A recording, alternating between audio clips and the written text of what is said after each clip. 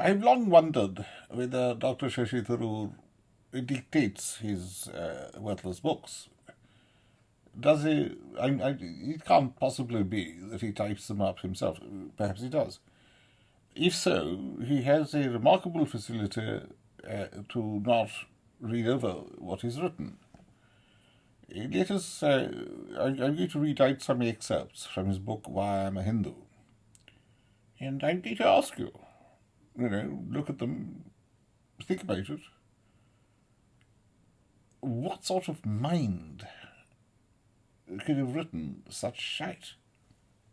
How fucking up your ass do you have to be? How deracinated to say, for example, what does being a Hindu mean?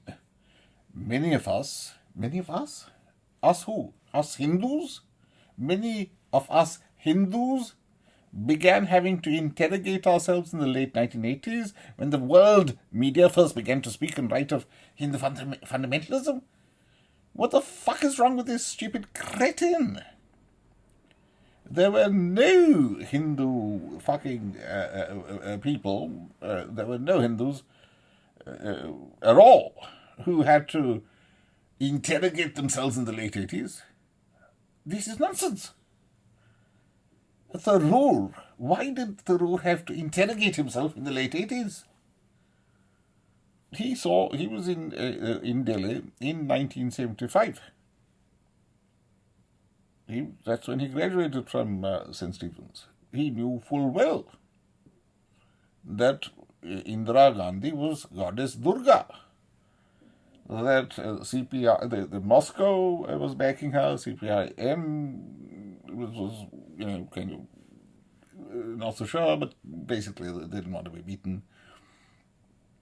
Come on. He must know. I mean, he lived in it is true, and he comes from Kerala. But he knows the role that the Nair Service Society played in Mrs. Gandhi's unseating the communist administration in Kerala. When he was a little baby, when he was a small child. What does being Hindu mean? Many of us, and he's speaking of people like himself, what does being a Hindu mean? We all know what being a Hindu means because either our great-grandfather or our grandfather or uncle or somebody was a lawyer. That's how we made a bit of money. That's how we got out of the Agraharam or from the village. That's how we, And what does being Hindu mean? It is something defined in law. It is a legal category. But he says, what does being a Hindu mean? It is something legal. You stupid cunt. Don't you know that?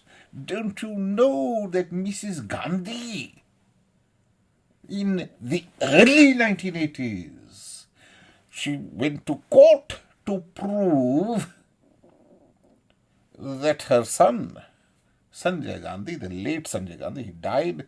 So she goes to court to prove that Sanjay Gandhi was Hindu, not Zoroastrian. And, I don't think it was because, and some people say, it's because, she was claiming the mother's share. When Hindu dies, his mother gets a share. When a Christian or a Muslim or a Zoroastrian dies, the wife gets everything. The widowed mother gets nothing. What does being Hindu mean? It's a legal question. You stupid, worthless cunt. Why are you writing this nonsense? And the answer is because he's a fucking Gnostic. He has some crazy beliefs about how he was born Hindu, grew up as one, and will become... he thought that he could become Secretary General of the United Nations. Well, that wasn't to be, because Ban Ki-moon was even more shitty than he.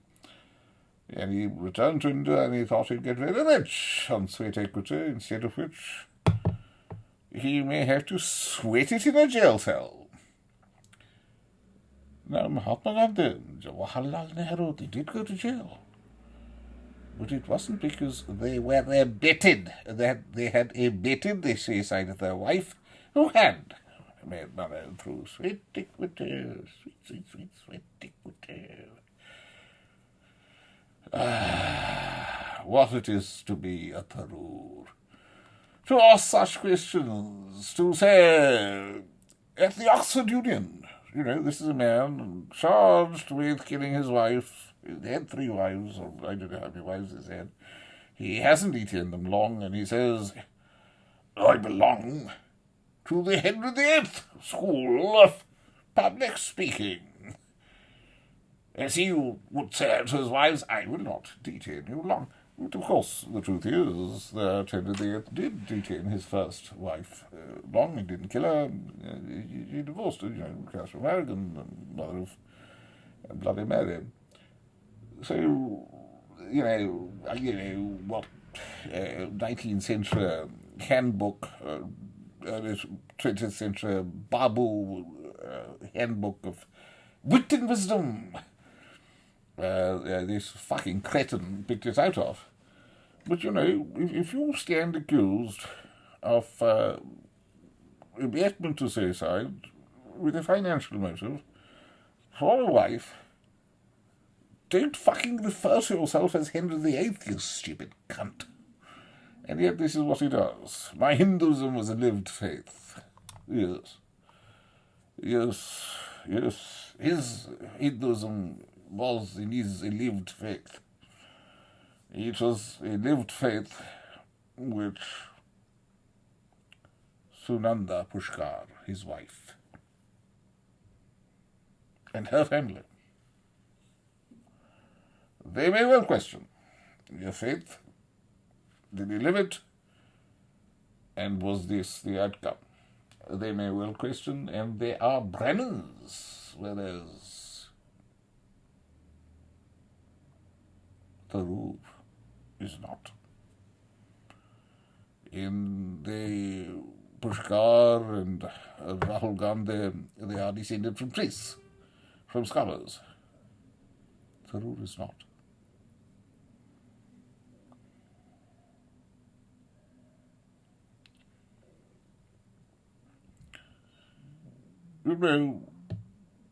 Tharoor says, when I went to a temple, I prayed in an odd combination of English, Sanskrit, and my mother tongue, Malayalam, instinctively convinced that an omniscient God would naturally be multilingual.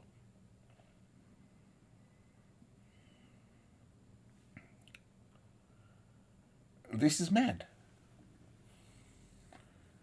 When you go to a temple, I've been to many, I've been to the same temples as Tharoor.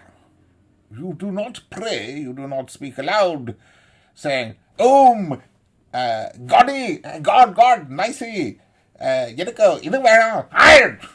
And then mix. No, you don't. You are silent.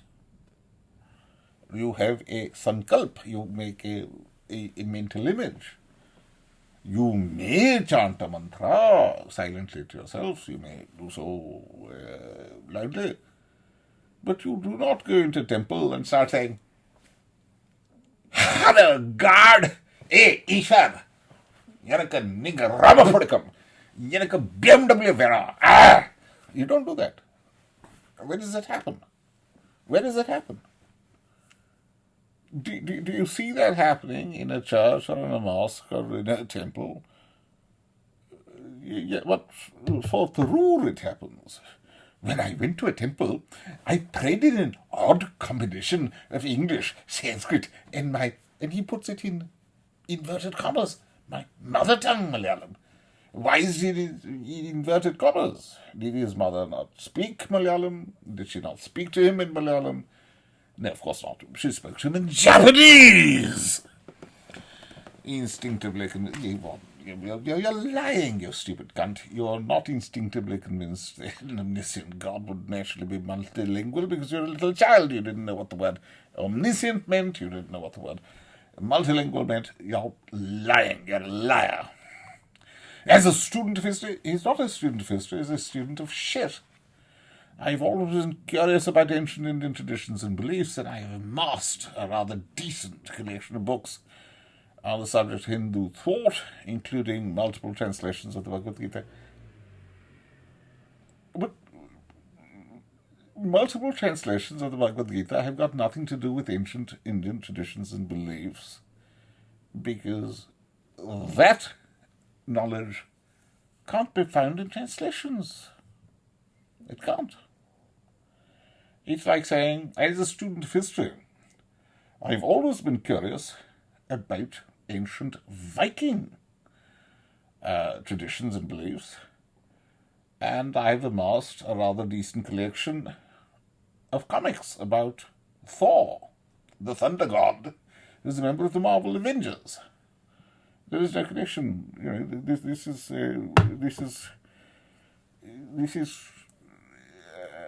stupid. The fact is that a student, if Perry Anderson says as a student of history, I studied this aspect of Indian history, that's possible. But Tharoor actually is Malayali. He's actually from Kerala. He's, yes, he was born in Britain, but he returned to India, and his mother tongue really is Malayalam. That's why he speaks quite good Malayalam. But his English is fake. You know, it's bombast. It's not really very good. And I think that if he'd been to university out of India, not at St. Stephen's, but somewhere else, he would have been very gently corrected, perhaps by the insertion of things into his rectum, you know, which is a pedagogic method. That is one thing, or being slapped silly. He might have been discouraged from being such a fucking worthless blathershite. But no, I'm joking. No, he has to be what he is. He has to be what he is. Because, sweat equity. I mean, it's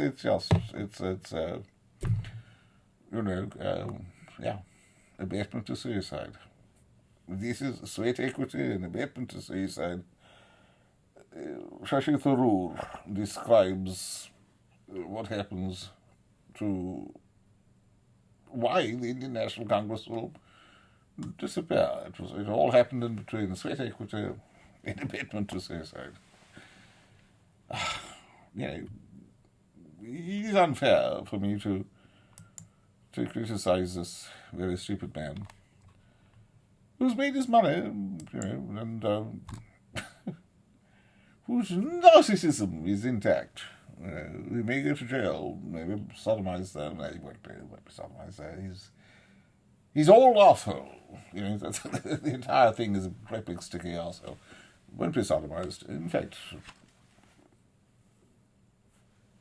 what can you do with a man like Tharoor? I don't know. But he is Kerala. You produce the shit.